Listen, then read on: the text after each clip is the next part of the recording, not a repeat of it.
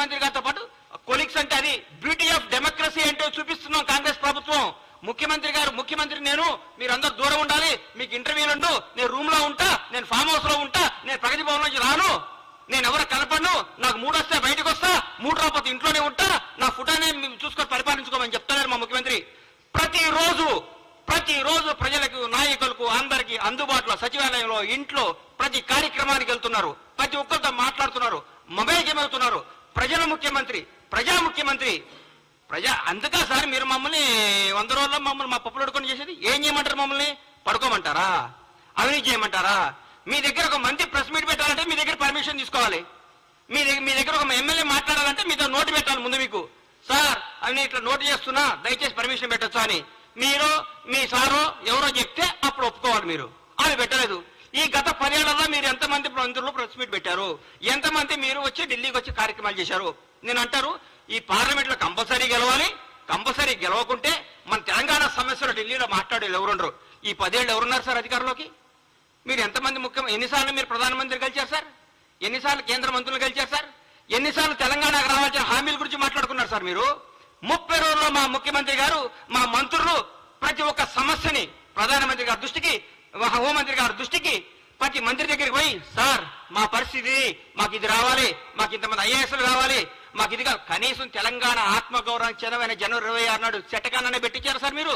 మా ముఖ్యమంత్రి గారు పోయి ప్రధానమంత్రి గారిని ఇట్లా రిక్వెస్ట్ చేసి సార్ మా తెలంగాణ గౌరవం ఇది, మాకు ఇవ్వండి సార్ లెటర్ పంపిస్తే మాకు ఓకే చేశారు. అది ముఖ్యమంత్రి గారు చేస్తున్న పని. ఇంకేం సార్ మీరు మాట్లాడితే? మీరు ఏం కావాలి మీకు? మేము ప్రజల పరిపాలన కూడా బాగా చేయొద్దా?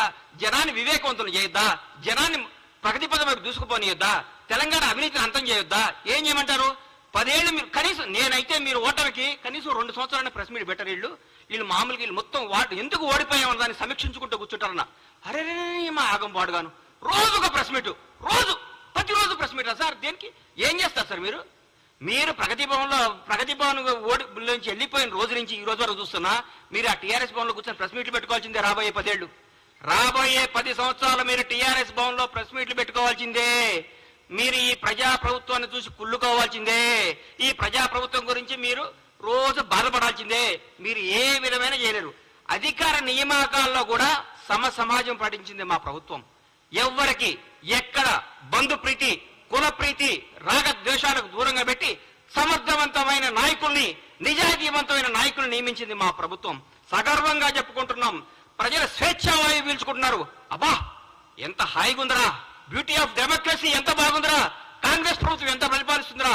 ఇందిరమ్మ రాజ్యం అంటే ఇదే కదా, సోనియమ్మ కన్న కళ్ళు ఇదే కదా. సోనియమ్మ అందుకనే కదా తెలంగాణ రాష్ట్రాన్ని ఇచ్చింది. మన్న పరిపాలించుకోవడానికి కదా తెలంగాణ ఇచ్చింది మాట్లాడుతున్నాం. అంత జనమందరూ చెప్పుకుంటున్నారు సార్. ఈ రోజు మేము ఎవరి దగ్గర బానిసత్వంగా ఉండలేదు. మీ దగ్గర ఏ బానిస బతుకారు కదా సార్. 10 సంవత్సరాలు తెలంగాణ ప్రజలందరూ బానిస బతుకుని తెంచుకొని వచ్చారు. హరీష్ అన్న మీరు 10 సంవత్సరాల పాటు మంత్రిగా చేశారు. దయచేసి ఆత్మసాక్షిగా గుండె మీద చేసుకొని చెప్పండి. మీరు నిజం చెప్పండి. ప్రభుత్వం రేవంత్ రెడ్డి గారు అద్భుతంగా చేస్తున్నారా, చేయట్లేదా? పరిపాలన బాగుందా లేదా? మీరు మనస్సాక్షి మీరు క్వశ్చన్ చేసుకొని మీరు మాట్లాడండి. ప్రతిరోజు ఏదో విమర్శించాలి. ఎందుకు ఇస్తారు సార్ మీకు ఎంపీ సీట్లు? ఒక్క సీటు కూడా టీఆర్ఎస్ బీఆర్ఎస్ గెలవదు సార్. నేను చెప్తున్నా, రాసుకోండి. ఒక్క సీటు కూడా గెలవదు. రండి, మీ ఓడిపోయిన మంత్రులు అందరూ వచ్చి, మీరందరూ వచ్చి, మీకు దమ్ముంటే అందరూ వచ్చి ఒక్కొక్క పార్లమెంట్ లో పోటీ చేయండి. అందరూ రండి, ఎంతమంది గెలుస్తారు చూద్దాం. ఒక్కడు ప్రజలు కోరుకుంటున్నారు కాంగ్రెస్ ప్రభుత్వాన్ని. ఈ రోజు ఢిల్లీలో ప్రతిపక్షంలో ఉన్నాం, రేపు అధికార పక్షంలోకి రాబోతున్నాం. ఢిల్లీలో కూడా మేము ఏం చేస్తారు సార్? మీరు టీఆర్ఎస్ ఎంపీలు గెలిచి ఏం చేస్తారు సార్? అక్కడ ఏం చేస్తారు సార్? ఈ 10 ఏళ్ళు ఎందుకు పోలేదు సార్? ఈ 10 ఏళ్ళు హైదరాబాద్ ఢిల్లీ ఫ్లైట్లు అంతేనియా? ఈ 10 సంవత్సరాలు హైదరాబాద్ ఢిల్లీ ఫ్లైట్లు లేవా? ట్రాన్స్పోర్ట్ అయినా అయిపోయిందా? ఈ 30 రోజు నుంచే ట్రాన్స్పోర్ట్ వచ్చిందా? మీ ముఖ్యమంత్రి గారు ఎన్నిసార్లు కలిచారు సార్? రాష్ట్రపతి వస్తే, ప్రధానమంత్రి వస్తేనే స్వాగతం పలకటానికి కూడా వెళ్ళని ముఖ్యమంత్రి గారు సార్ మీది. అది మీది. మా ముఖ్యమంత్రి గారు, మాజీ రాష్ట్రపతి గారు వస్తే పోయి పలకరించి నమస్కారం పెట్టి ఆయన సంస్కారం చాటుకున్న గొప్ప నేత రేవంత్ రెడ్డి గారు.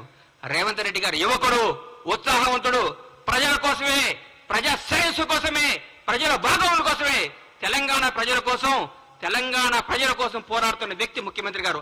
ఆయనను పట్టుకొని ఆయన పిసిసి అధ్యక్షుడిగా ఉన్నప్పుడు ఏం చేశారు, పిసిసి అది లేనప్పుడు ఏం చేశారు? విమర్శిస్తారు సార్, విమర్శిస్తారు. ప్రజలు ఒప్పుకున్నారు. మా కార్యకర్తలందరూ మా ఇంటనే ఉన్నారన్నారు హరీష్ అన్న. 10 సంవత్సరాల ప్రతిపక్షంలో ఉన్నా కానీ కాంగ్రెస్ కార్యకర్తలందరూ కాంగ్రెస్ లో ఉంటారు. ఈ రోజు ఏ పార్టీ కార్యకర్తలు అధికారం ఉన్నా లేకపోయినా ఒక కార్యకర్తలు అంటూ ఉంటారు. బీజేపీ కార్యకర్తలు బీజేపీతో ఉంటారు, సిపిఎం వాళ్ళు సిపిఎంతో ఉంటారు, సిపిఐ వాళ్ళు సిపిఐతో ఉంటారు, ఏ పార్టీ కార్యకర్తలు ఆ పార్టీతో ఉంటారు. కార్యకర్తలు ఎక్కడికి పోరు. కానీ జనం మాత్రం ఈ రోజు కాంగ్రెస్ పార్టీ వెనకాల ఉన్నారు.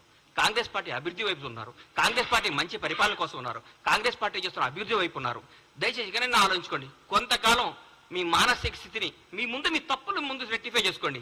అప్పుడే 30 రోజులు అవ్వగానే తట్టుగా ఇవాళ చెప్తున్నా, రాష్ట్రానికి రెండవ ముఖ్యమంత్రి రేవంత్ రెడ్డి గారు రాబోయే ఎన్ని తరాలు ఉంటారో, ఎన్ని రోజులు ఆయన పేరు గుర్తుంటుందో మీరు గుర్తుపెట్టుకోండి. నేను చెప్తున్నా, కాంగ్రెస్ ప్రభుత్వం ఈ రోజు అందరికీ అందుబాటులో ఉంది. డైరెక్ట్ సెక్రటరీకి వెళ్ళిపోతున్నారు సార్. ఎవరు పడ్డా ఏ సమస్య ఉన్నా సెక్రటరీకి పోతున్నారు. ఏ సమస్య ఉన్నా ఒక మంత్రి గారిని కేక్ వాక్తో కలుస్తున్నారు. ఏ సమస్య ఉన్నా ముఖ్యమంత్రి గారి దగ్గర పోతున్నారు. ఇంతకంటే ఏం కావాలి సార్? సెక్రటరీకి ఎవరైనా వచ్చారా సార్? మీరు కట్టిన ఈ ప్రగతి సెక్రటరీకి ఎవరైనా ఒక్కరు రాగలిగారా సార్? గేట్ల కాడ బంద్ చేపిస్తారు మీరు, గేట్ల కాడ మూపే చేస్తారు మీరు.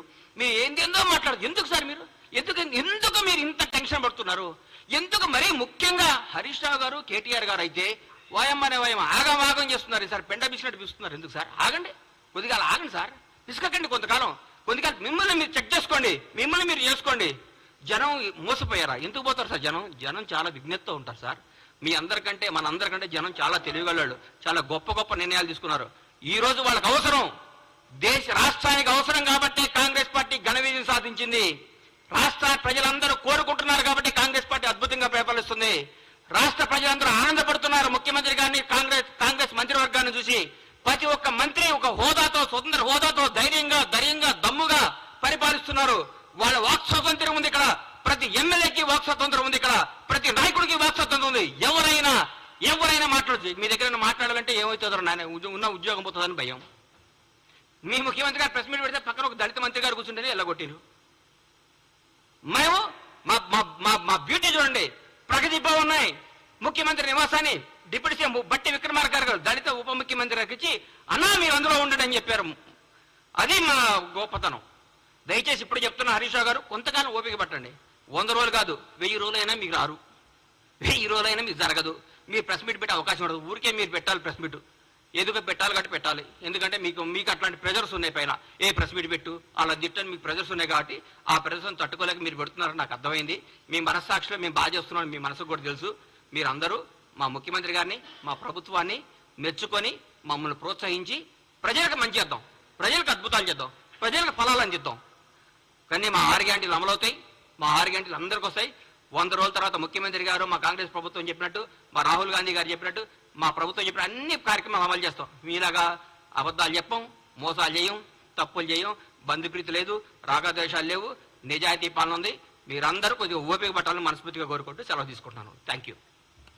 ముఖ్యమంత్రి నేను, మీరందరూ దూరం ఉండాలి. మీకు ఇంటర్వ్యూలు ఉండు, నేను రూమ్ లో ఉంటా, నేను ఫామ్ హౌస్ లో ఉంటా, నేను ప్రగతి భవన్ నుంచి రాను, నేను ఎవరు కనపడను, నాకు 3 వస్తే బయటకు వస్తా, 3 రాకపోతే ఇంట్లోనే ఉంటా, నా ఫుటానే చూసుకొని పరిపాలించుకోమని చెప్తున్నారు మా ముఖ్యమంత్రి.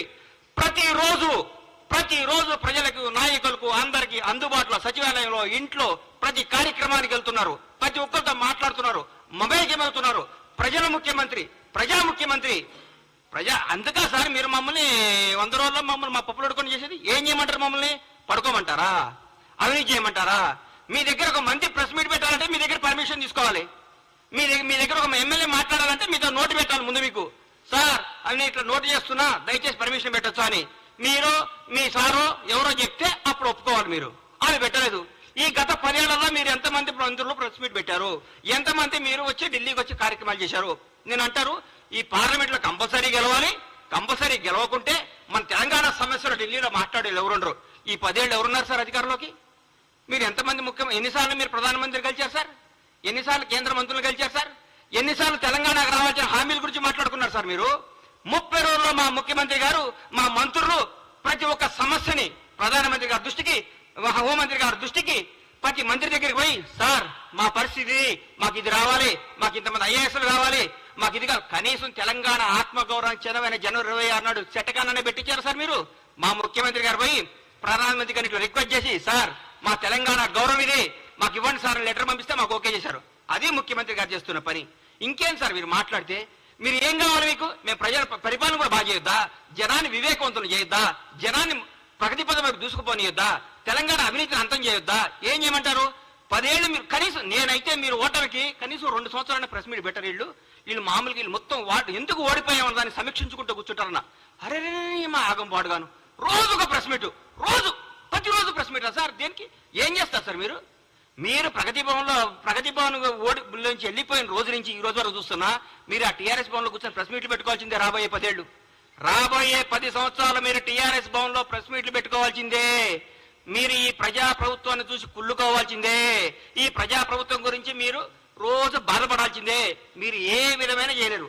అధికార నియామకాల్లో కూడా సమాజం పాటించింది మా ప్రభుత్వం. ఎవ్వరికి ఎక్కడ బంధు ప్రీతి, కుల ప్రీతి, రాగ ద్వేషాలకు దూరంగా పెట్టి సమర్థవంతమైన నాయకుల్ని, నిజాయితీవంతమైన నాయకుల్ని నియమించింది మా ప్రభుత్వం. సగర్వంగా చెప్పుకుంటున్నాం. ప్రజల స్వేచ్ఛావాయువు పీల్చుకుంటున్నారు. అబ్బా ఎంత హాయిగుందరా, బ్యూటీ ఆఫ్ డెమోక్రసీ ఎంత బాగుందిరా, కాంగ్రెస్ ప్రభుత్వం ఎంత పరిపాలిస్తుందిరా, ఇందిరమ్మ రాజ్యం అంటే ఇదే కదా, సోనియమ్మ కన్న కళ్ళు ఇదే కదా, సోనియమ్మ అందుకు